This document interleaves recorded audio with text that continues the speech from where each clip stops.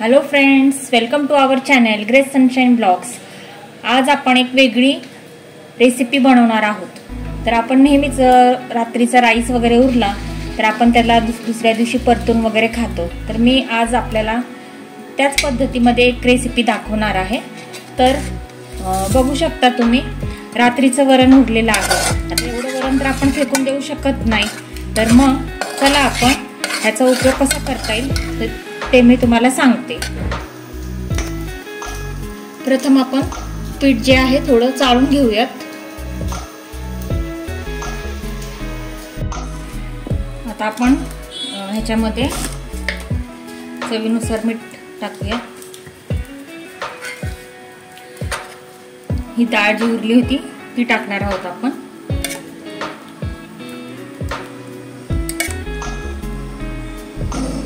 आता आपण हे जे कणिक आहे पाणी न टाकता ह्या डाळीमध्येच सगळं मिक्स करून घेणार आहोत, मळून घेणार आहोत।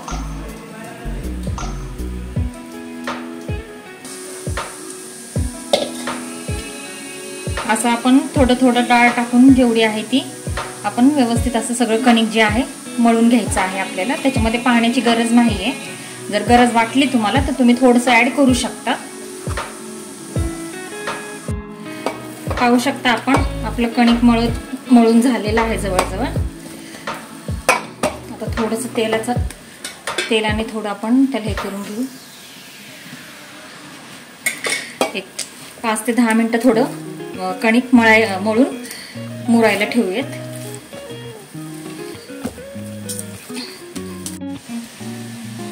बघू शकता आपलं कणिक मळून झालेलं आहे। तर आता एक 10 मिनिटं मी त्याला झाकून ठेवणार आहे। त्याच्यानंतर आपण पोळ्या करायला घेऊयात। आपलं कणिक मळून झालेलं आहे। 10 मिनिटं झालेत मी त्याला मुरत ठेवलं होतं। तर आता आपण चला लाटायला घेऊया।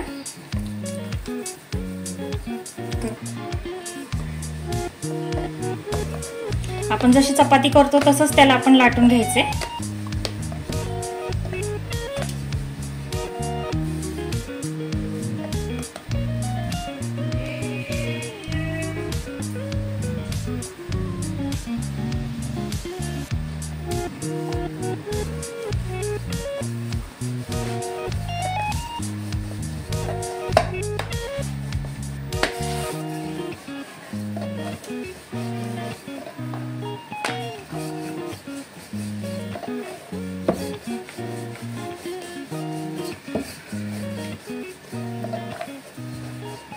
आपण हे लोणच्या सोबत, चटणी सोबत किंवा काय भाजी जरी बनवली असेल त्याच्यासोबत आपण खाऊ शकतो।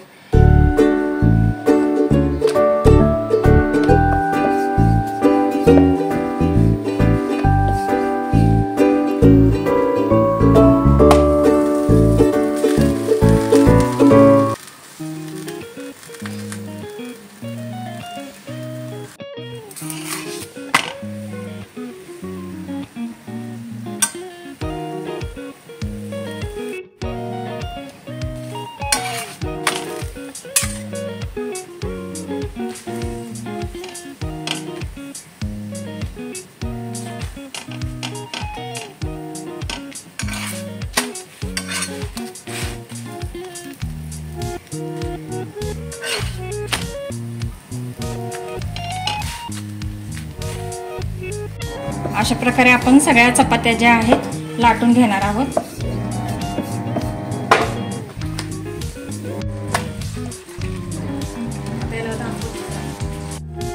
बघू शकता फ्रेंड्स, आपली चपाती तयार झालेली आहे। तर आपण बघू शकता ती छान मऊ अशी झालेली आहे। तर आपण जे वरण उरलं होतं तर ते आपण फेकून न देता अशा प्रकारे त्याचा उपयोग करू शकता। एवढी महागाई झालेली आहे, अन्न पण फेकून देऊशी वाटत नाही। कित्येक लोकांना अन्न सुद्धा मिळत नाही एक रात्र जेवण करायला।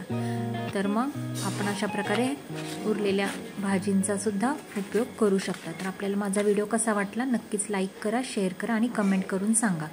चॅनलवर नवीन असाल तर ग्रेस सनशाईन ब्लॉगला सबस्क्राईब करायला विसरू नका।